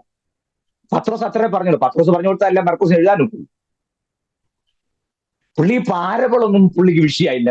കർത്താവ് ചെയ്ത അത്ഭുത പ്രവൃത്തികൾ, 5 അപ്പം കൊണ്ട് 5000 പേരെ പോഷിപ്പിക്കുന്ന രംഗവും അതല്ല പറഞ്ഞ കർത്താവ് യോഗം നടത്തണം, ഇങ്ങനെ നടത്തണമെന്ന് പറഞ്ഞു. നമുക്ക് നാളെ ഇങ്ങനത്തെ യോഗം നടത്തണം. അതാണ് പത്രോസിന്റെ രീതി. അപ്പൊ പുള്ളി ഈ അത്ഭുതങ്ങളുടെ പുറകെ പോയത് കൊണ്ട് പ്രധാനപ്പെട്ട പല സബ്സ്റ്റൻസും മിസ്സായി. അതിൽ പ്രധാനപ്പെട്ട ഒരു സംഗതിയാണ് പുള്ളി ആകെ 4 ഉപമകളെ പറഞ്ഞിട്ടുള്ളൂ. മത്തായി 18 ഉപമകൾ പറയുമ്പോൾ ലൂക്കോസ് 19 പറയുന്നുണ്ട്. മർക്കോസ് ആകപ്പാടെ 4 അത്രേ ഉള്ളൂ. പത്രോസ് പറഞ്ഞു കൊടുത്തല്ലേ പുള്ളിക്ക് എഴുതാൻ പറ്റുള്ളൂ. നിങ്ങൾക്ക് പത്രോസിന്റെ കർത്താവിനെ സംബന്ധിച്ചുള്ള ആജ്ഞ അറിയണമെന്നുണ്ടെങ്കിൽ കർത്താവിന്റെ ജനനം എങ്ങനെയാണെന്നോ, എവിടാ ജനിച്ചതെന്നോ, മാതാപിതാക്കൾ ആരൊക്കെയാണെന്നോ പുള്ളിക്ക് അറിയത്തില്ല. മർക്കോസിന് പറഞ്ഞു കൊടുക്കുന്ന സമയത്ത് കർത്താവിന്റെ ഫാമിലിയെ കുറിച്ചോ, ജനത്തെക്കുറിച്ചോ, ഇസ്രായേലിലേക്ക് ഓടിപ്പോയ കാര്യമോ ഇതൊന്നും പുള്ളിക്ക് അറിയത്തില്ല. നിങ്ങളല്ലേ മർക്കോസിനോട് വായിച്ചു നോക്ക്. പുള്ളി പെട്ടെന്ന് യോർദാന് സ്നാനത്തിന് വന്ന രംഗം മുതലേ പത്രോസിന് അറിവുള്ളൂ. മനസ്സിലാകുന്നുണ്ടോ? അതിന് മുമ്പത്തെ ചരിത്രത്തിൽ പുള്ളിക്ക് അറിയത്തില്ലെന്ന്. സത്യം, അതാ സത്യം. അറിയാമായിരുന്നെങ്കിൽ പുള്ളി പറഞ്ഞു വിട്ടുകളയല്ലായിരുന്നു കേട്ടോ. പുള്ളിക്ക് അറിയത്തില്ല. പത്രോസിന്റെ ഇഗ്നറൻസ് നമ്മളിവിടെ കാണുന്നത് ആ വിഷയം സംബന്ധിച്ച് അതൊന്നും പുള്ളിക്ക് അറിയത്തില്ല. അറിയാവുന്ന കാര്യം വന്ന് പുള്ളി പറയുകയും ചെയ്തു. മിണ്ടാതിരിക്കുന്നൊന്നുമില്ല. പക്ഷെ സ്നാനത്തിന് വന്ന സമയം മുതൽ അവിടെ കാണുന്നത്. അവിടെ മുതൽ സ്നാനത്തിന് വന്നു, പ്രാവ് പോലെ ഇറങ്ങി വന്നപ്പോൾ ഇതെല്ലാം കണ്ട് പുള്ളി ഇങ്ങനെ അന്തപ്പെട്ട് നിൽക്കുകയായിരുന്നു. അപ്പുറത്ത് പുള്ളി മീൻ പിടിക്കുന്നുണ്ടായിരുന്നല്ലോ. തൊട്ടപ്പുറത്തല്ലോ ഗലീല കടൽ. യോർദാനിലെ സ്നാനം നടക്കുന്നെങ്കിലും ഈ ഗലീല കടലെ വെള്ളം നിറഞ്ഞു കവിഞ്ഞ് താഴേക്ക് ഒഴുകുന്ന ഒരു ചെറിയ നദിയാണ് യോർദാൻ. അതൊന്ന് ചാവുകളിൽ അവസാനിക്കുക, അങ്ങനെയാണല്ലോ ഒരു രീതി. അപ്പൊ ഈ ഗലീല കടലിൽ കച്ചി മീൻ പിടിക്കുന്നത് ഇപ്പൊ താഴെ നടക്കുന്ന സംഭവമൊക്കെ പുള്ളി അറിയുന്നുണ്ട്. അവിടെ ഇതുപോലെ ചില ആൾക്കാരൊക്കെ വരുന്നുണ്ട്, സ്നാനപ്പെടുന്നുണ്ടൊക്കെ പുള്ളി അറിയുന്നുണ്ട്. അതൊക്കെ അറിയുന്നുണ്ട്. പക്ഷെ അന്ന് ആ സ്നാനം പോലുള്ള കാര്യമേ പത്രോസിന് അറിയത്തുള്ളൂ. അല്ലാതെ ദൂതം വന്നതോ ഗബ്രിയേൽ മാലാഖ വന്ന് മറിയോട് സംസാരിക്കുന്ന കാര്യമോ ഇതൊന്നും പുള്ളിക്കറിയത്തില്ല. പക്ഷെ അത്ഭുതം അതല്ലേ. പിന്നെ പറഞ്ഞാണെങ്കിൽ ഞാൻ സന്തോഷം കൊണ്ടങ്ങ് പറയാം.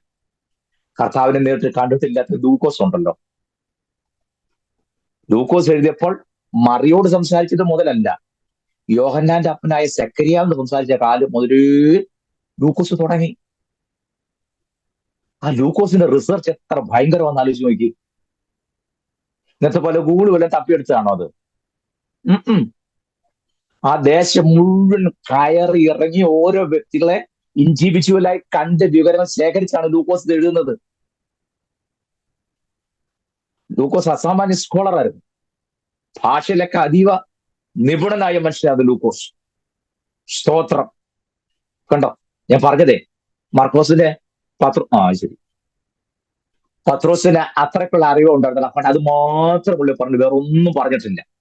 അതുകൊണ്ടാണ് കർത്താവിന്റെ ജനനം സംബന്ധിച്ചോ ക്രിസ്മസ് സംബന്ധിച്ചോ ദൂതന്മാര് വന്നതിനെ കുറിച്ചോ ഒന്നും പത്രോസ് പറയുന്നില്ല. കർത്താവിനെ കണ്ടുമുട്ടിയ നാളുകൾ മുഴുവൻ കാര്യം പറയുന്നുണ്ട്. കുറച്ചേ പറയാനുണ്ടാക്കണം. അത് കാരണം 16 അധ്യായം കൊണ്ട് മർക്കോസ് തീർന്നു. മത്തായിക്കാണെങ്കിൽ 28 അധ്യായം എഴുതാനുണ്ടായിരുന്നു. ലൂക്കോസ് 24 അധ്യായം എഴുതാനുണ്ടായിരുന്നു. യോഹന്നാന് പിന്നെ എഴുതി തികയാഞ്ഞൊരു ഒരു പരിഭവം പറഞ്ഞാൽ പുള്ളി എഴുതി നിർത്തുന്നത്. അത് വായിക്കുമ്പോൾ വളരെ ത്രില്ലി അടിക്കുന്ന രീതിയിലാണ് യോഹന്നാൻ നിർത്തുന്നത്. ഇനിയും കുറെ കാര്യങ്ങൾ പറയാനായിട്ടും എഴുതാനായിട്ടും ഉണ്ട്. ഇതിലധികമായി കർത്താവ് ചെയ്തത് ഉണ്ട്. പക്ഷെ അതെല്ലാം പറയാൻ പോയാൽ ലോകത്തിൽ തന്നെ ഒതുങ്ങിയാലെന്നുള്ള പരിഭവം പറഞ്ഞ് യോഹന്നാൻ സൂചന അവസാനിപ്പിക്കുന്നത് അല്ലേ. ഇത്ര എല്ലാം ഉണ്ടായിട്ടും പത്രോസിന് പറയാൻ ഇത്രയേ ഉള്ളൂ സുവിശേഷം എഴുതുമ്പോൾ. പക്ഷെ ലേഖനത്തിലേക്ക് വരുമ്പോൾ സംഭവം മാറുന്നുണ്ട് കേട്ടോ, അത് പറയാതിരിക്കാൻ നോക്കിയാൽ. പക്ഷെ ഈ സുവിശേഷത്തിന്റെ എന്താ പറയാ രംഗപ്രവേശത്തിലേക്ക് വന്നപ്പോൾ ഇത്രയൊക്കെ പത്രോസിന് പറയാനുണ്ടായിരുന്നുള്ളൂ. കാരണം സ്നാനം മുതൽ പിന്നെ കർത്താവുമുള്ള അറ്റാച്ച്മെന്റ് അല്ലേ. ഞാൻ കർത്താവും പത്രോസും തമ്മിലുള്ള ആ എൻകൗണ്ടർ പറഞ്ഞ് ഇന്നത്തെ ക്ലാസ് അവസാനിപ്പിക്കാം. 2 മിനിറ്റ് ഞാൻ എടുക്കുകയാണ്, നിങ്ങൾ ആരും പോകരുതേ. ലൂക്കോസ് വിഷം പറയേണ്ടതാണെങ്കിലും ഞാൻ ഇപ്പൊ നിൽക്കുന്ന നിങ്ങൾ ഒരു ബലപ്പെടുത്താൻ കൊണ്ട് കൂടി ഞാൻ പറയുക. കർത്താവ് കടത്തീരത്ത് വന്നപ്പോൾ ഗന്നസരെ തടാകത്തിന്റെ കരയിൽ നിൽക്കുമ്പോൾ എന്ന ലൂക്കോസ് 5 നമ്മൾ കാണുന്നത് അല്ലേ? മീൻപിടുത്തക്കാർ ഇറങ്ങി വല കഴുകുക. അത് ശിമോൻ പത്രോസിന്റെ പടകിലേക്ക് കർത്താവ് കയറി. എന്നുവെച്ച് പറഞ്ഞു, പടകൽപ്പം കരയിൽ നീക്കണമെന്ന് പറഞ്ഞു. നീക്കി. ആ പടകിൽ ഇരുന്നുകൊണ്ട് കർത്താവ് ഉപദേശിച്ചു. തീർന്ന ശേഷം പത്രോസിനോട് പറഞ്ഞു, ആഴത്തിലേക്ക് വലയിറക്കാൻ. പത്രോസ് പറഞ്ഞൊരു വാചകമുണ്ട്, നാഥ, രാത്രി മുഴുവൻ ഞങ്ങൾ അധ്വാനിച്ചു, ഒന്നും കിട്ടിയില്ല, എങ്കിലും നിന്റെ വാക്കിന് ഞാൻ വലയിറക്കാം എന്ന് പറഞ്ഞു. അതെന്താ അങ്ങനെ പറയാൻ കാര്യം? ഞാൻ മുൻപ് നിങ്ങളോട് പറഞ്ഞിട്ടുണ്ടെന്നാണ് എന്റെ വിശ്വാസം. നിങ്ങൾ ഓർക്കാത്തവന് എനിക്കും ഗുണമാണ്. എന്റെ ചോദ്യം, അതെന്താ അങ്ങനെ പറയാൻ കാര്യം? നിന്റെ വാക്കിന് ഞാൻ വലയിറക്കെന്ന് പറയാൻ കാര്യം എന്താ? ആരെങ്കിലും ഒരു മറുപടി പറയാം അൺമ്യൂട്ട് ചെയ്തിട്ട്. എന്താ പത്രോസ് അങ്ങനെ പറയാൻ കാരണം? നിന്റെ വാക്കിന് ഞാൻ വലയിറക്കാന്ന് പറയാൻ കാരണം? പറ, സമയം പോവും. മറുപടി വരാത്ത കാരണം ഞാനിപ്പോ നിർത്തുകയില്ല. ആരെങ്കിലും പറ, നിന്റെ വാക്കിന് ഞാൻ വലയിറക്കാന്ന് പറയാൻ കാരണം?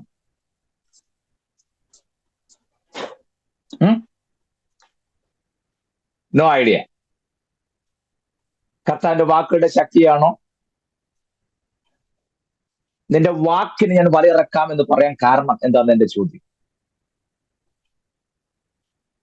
പത്രോസ് ഉപയോഗിച്ച പദമാണ് നമുക്ക് വേണ്ടത്. നിന്റെ വാക്കിന് ഞാൻ വലയിറക്കാം എന്ന് പത്രോസ് പറഞ്ഞു. ഞാൻ തന്നെ ഉത്തരം പറയാം. എനിക്ക് വേദോസം എടുക്കാമോ? ലൂക്കോസിന്റെ സുവിശേഷം. Yes, very good. 4-ാം അധ്യായത്തെ 5-ാം അധ്യായത്തിന്റെ ആളുള്ള ഈ സംഭവം നടക്കുന്നത്. 4:38 വാക്കെന്ന് വായിക്കാമോ? ലൂക്കോസ് 4:38. അവൻ പള്ളിയിൽ നിന്ന് ഇറങ്ങി ശീമോന്റെ വീട്ടിൽ ചെന്നു. ശീമോന്റെ അമ്മാവിയമ്മയ്ക്ക് കഠിന ജ്വരം കൊണ്ട് വലഞ്ഞിരിക്കയാൽ അവർ അവൾക്ക് വേണ്ടി അവനോട് അപേക്ഷിച്ചു. അവൻ അവളെ കുനിഞ്ഞു നോക്കി, ജ്വരത്തെ ശാസിച്ചു. അത് അവളെ വിട്ടുമാറി. അവൾ ഉടനെ എഴുന്നേറ്റ് അവനെ ശുശ്രൂഷിച്ചു. മതി. കർത്താവ് സിനഗോഗിന്റെ യോഗം കഴിഞ്ഞിട്ട് ഇറങ്ങി വന്ന് നേരെ ശീമോൻ പത്രോസിന്റെ വീട്ടിൽ ചെന്നു. അവിടെ ചെന്നപ്പോൾ ശീമോൻ പത്രോസിന്റെ അമ്മാവിയമ്മ കഠിന ജ്വരം പിടിച്ച്, നിപ്പായോ വല്ലാണെന്ന് എനിക്ക് സംശയമുണ്ട്, കഠിന ജ്വരം പിടിച്ച് കിടപ്പില്ല. അമ്മാവിയമ്മ കഠിന ജ്വരം പിടിച്ച് മരണത്തോട് മല്ലടിക്കുന്ന കണ്ടിട്ടാണ് പത്രോസ് പോയത്. പക്ഷെ കർത്താവ് അവിടെ വന്നു, അവളെ കുനിഞ്ഞു നോക്കി, അവളുടെ ജ്വരത്തെ ശാസിച്ചു. ക്ഷണത്തിൽ സൗഖ്യമായി ചാടി എഴുന്നേറ്റെന്ന് മാത്രമല്ല, അമ്മാവിയമ്മ ഇപ്പാണ്ട് കർത്താവിനെ ശുശ്രൂഷിക്കുന്നു. പത്രോസ് രാവിലെ വീട്ടിൽ നിന്ന് പോയപ്പോ അമ്മാവിയമ്മ പനി പിടിച്ച് വിറച്ചു തുള്ളി കിടക്കുന്ന കണ്ടിട്ടാ പോയത്. കാരണം പോയില്ലെങ്കിൽ ഒക്കില്ല. കാരണം മിക്കവാറും 1-2 ദിവസത്തിനുള്ളിൽ ആ മുറ്റത്തൊരു പന്തലിട്ട് വരുമെന്ന് പത്രോസിന് പിടികിട്ടി. അപ്പൊ അതുകൊണ്ട് പൈസ അത്യാവശ്യമുണ്ട്, വീട്ടിലിരുന്നാൽ ഒക്കത്തിന്ന് മനസ്സിലായാണ് പത്രോസ് ഈ പോയത്. രാത്രി മുഴുവൻ വീട്ടിച്ച് ഒന്നും കിട്ടാതെ വന്നതാ. വീട്ടിൽ വന്നപ്പോ ആണ്ടെ മരിക്കുമെന്ന് കണക്ക് കൂട്ടി അമ്മായിമ്മ ആണ്ട് പയറുപോലെ ഓടി നടക്കും. പത്രോസ് വരുമ്പം കട്ടൻ കാപ്പി ഇട്ടുകൊണ്ട് വരുന്ന അമ്മായിമ്മ. പത്രോസ് ഭാര്യയോട് ചോദിച്ചത് എന്താ, ഏത് മരുന്നാ, എന്താ ഇതിന്റെ കാര്യം ചോദിച്ചപ്പാ ഭാര്യ പറഞ്ഞു, മരുന്നൊന്നുമല്ല, നസ്രായനായ യേശു സിനഗോഗിന്ന് തിരിച്ചിതിലേ വന്ന് ഇവിടെ വന്ന് കയറി അമ്മയുടെ രോഗാവസ്ഥ കണ്ട് ഒറ്റ വാക്ക് ശാസിച്ചു, ക്ഷണത്തിൽ സൗഖ്യമായി. ഇത് പത്രോസിന്റെ മനസ്സിൽ കിടക്കുക. മനസ്സിലാകുന്നുണ്ടോ? ഇത് പത്രോസിന്റെ മനസ്സിലുണ്ട്. ഭാര്യയോട് ചോദിച്ചു, പോയപ്പോ വണ്ടിക്കൂലി വല്ലതും കൊടുത്തായിരുന്നോ? ഇല്ല, ഒന്നും കൊടുത്തില്ല, കൊടുക്കാൻ പറ്റിയില്ല, ഇല്ലായിരുന്നു. കഷ്ടമായിപ്പോയി. കാരണം ഒരു വിലാപ ഭവനത്തെ നൃത്തമാക്കി തീർത്ത ഒരു ശുശ്രൂഷയല്ലേ അത്. അതെ, നിലവിളി ഉയരേണ്ട ഭവനം ആനന്ദമുള്ളതാക്കി തീർത്തിട്ട് നസ്രായൻ പോയി. പിറ്റേ ദിവസം ആണ്ടെ അതേ പത്രോസിന്റെ പടകിൽ നസ്രായൻ വന്ന് കയറി. യാദൃശ്യമായിട്ടൊന്നുമല്ല. പത്രോസിന്റെ വീട്ടിൽ ചെന്നപ്പോ പത്രോസിനെ മാത്രം കണ്ടില്ല, ബാക്കി എല്ലാരെയും കണ്ടു. കർത്താവിന് എല്ലാവരും വേണ്ടതുകൊണ്ട് ന്യൂട്രി ജനം വന്നപ്പം പത്രോസിന്റെ പടകിൽ തന്നെ ചെന്ന് കയറി. അന്നേരം ഒരു പത്രോസ് നിന്ന് ശ്രദ്ധിക്കുക, ഇദ്ദേഹമാണല്ലോ കഴിഞ്ഞ ദിവസം എന്റെ വീട്ടിൽ വന്ന് ഒറ്റ വാക്കുകൊണ്ട് എന്റെ അമ്മാവിയമ്മയെ സൗഖ്യമാക്കി മരണത്തിന് തിരികെ തന്ന് എന്റെ സ്ഥിതിക്ക് വ്യത്യാസം വരുത്തിയത്. പ്രസംഗം മുഴുവൻ പത്രോസ് കേട്ടിരുന്നു. അതാണ് ആഴത്തിലേക്ക് വലയിറക്കാൻ പറഞ്ഞപ്പോൾ പത്രോസ് പറഞ്ഞു, നാഥ, രാത്രി മുഴുവൻ അധ്വാനിച്ചു, ഒന്നും കിട്ടില്ല, ശരിയാ, പക്ഷെ നിന്റെ വാക്കിന് ഞാൻ വലയിറക്കും. കാരണം നിന്റെ ഒരു വാക്കാണ് എന്റെ വീട്ടിൽ കഴിഞ്ഞ രാത്രിയിൽ കഴിഞ്ഞ പകലിൽ ഒരത്ഭുതം ചെയ്തത്. അതെനിക്ക് അനുഭവമായിട്ടുണ്ട്. അതുകൊണ്ട് ഞാൻ സംശയിക്കുന്നില്ല, ഞാൻ വലയിറക്കാമെന്ന് പറഞ്ഞു. സ്തോത്രം. ഒരാൾ പറഞ്ഞാൽ അവസാനിപ്പിക്കാമേ. കഴിഞ്ഞ രാത്രിയിൽ ശൂന്യമായ വലയായിരുന്നു പത്രോസിൻ്റെതല്ലേ? ഇപ്പൊ പത്രോസ് പറഞ്ഞു കേട്ടോ, വല കീറുമാറായി. Praise the Lord. നിങ്ങൾ മനസ്സിലാക്കണം, കഴിഞ്ഞ രാത്രിയിൽ ശൂന്യമായ വലയായിരുന്നു പത്രോസിന്റെ പ്രശ്നമെങ്കിൽ ഇപ്പോഴത്തെ പ്രശ്നം പൊട്ടാറായ വലയാ. മനസ്സിലാകുന്നോ ഞാൻ പറഞ്ഞ കാര്യങ്ങൾ? Praise the Lord. കഴിഞ്ഞ രാത്രി മുഴുവനും ശൂന്യമായ വലയായിരുന്നു പത്രോസിന്റെ പ്രശ്നമെങ്കിൽ ഇപ്പോഴത്തെ പ്രശ്നം വല കീറും. അവൻ ചെറുപടകുകളെ കൂടെ വിളിച്ചു, അവരും കൂടെ വന്ന് സഹായിച്ചാണ് ഈ വല വലിച്ച് കരയ്ക്ക് കയറ്റിയത്. അവന്റെ വാക്കിന്റെ ശക്തി പത്രോസ് അനുഭവിച്ചു. കണ്ടോ, പരാജയങ്ങൾ ഒട്ടനവധി ഉണ്ട്. ഇതെന്തുകൊണ്ടാണ് എങ്ങനെയൊന്നും പത്രോസ് പ്രകൃതിച്ചൊന്നും പറയുന്നില്ല. പക്ഷെ ലൂക്കോസ് അത് കൃത്യമായിട്ട് എഴുതി. പക്ഷെ മർക്കോസിന് പറഞ്ഞു കൊടുത്ത് തന്റെ കാര്യത്തിൽ എഴുതിപ്പിക്കാൻ മേലായിരുന്നോ? ചെയ്തില്ലല്ലോ. ചെയ്തോ? താൻ പറഞ്ഞു കൊടുത്തത് സുവിശേഷനകത്ത് എന്തുകൊണ്ട് രചിച്ചില്ല? സ്തോത്രം. പത്രോസിന്റെ ക്യാരക്ടർ പഠിച്ചു നോക്കണം കേട്ടോ. ദറ്റ്സ് അമേസിങ്, എക്സ്ട്രാ ഓർഡിനറിയാ. എന്റെ വാക്കുകൾക്ക് വരാൻ കുറിച്ച് സമയം പോകുന്നല്ലോ. പ്രിയരെ, നമുക്ക് ഈ വചനത്തിൽ ഉറയ്ക്കാം. നമ്മുടെ പ്രത്യാശ വർദ്ധിക്കട്ടെ. വചനത്തിൽ നിങ്ങൾ ഉറയ്ക്കണം. ഞാൻ ഒരു ക്ലാസ് മാത്രമായിട്ട് എടുത്തു പോകാതെ ഒരു വചന ശുശ്രൂഷ എന്ന നിലയിൽ അത് കൊണ്ടുപോകാൻ കാരണം നിങ്ങൾക്കത് പ്രയോജനപ്പെടും എന്നുള്ളത് കൊണ്ടാണ്. നിശ്ചയമായും അടുത്ത വെള്ളിയാഴ്ചത്തെ ക്ലാസ് നമുക്ക് ഇതിന്റെ ബാക്കി ഭാഗങ്ങൾ ചിന്തിക്കാൻ പഠിക്കുകയും ചെയ്യാം എന്നുള്ള ആഹ്വാനത്തോടും ഉറപ്പോടും പ്രത്യാശയോടും കൂടെ ഇന്നത്തെ ക്ലാസ്സിനോട് അവസാനിപ്പിക്കുന്നു. ദൈവം നമ്മെ എല്ലാവരെയും സമൃദ്ധമായി അനുഗ്രഹിക്കുമാറാകട്ടെ. Thank you. God bless you.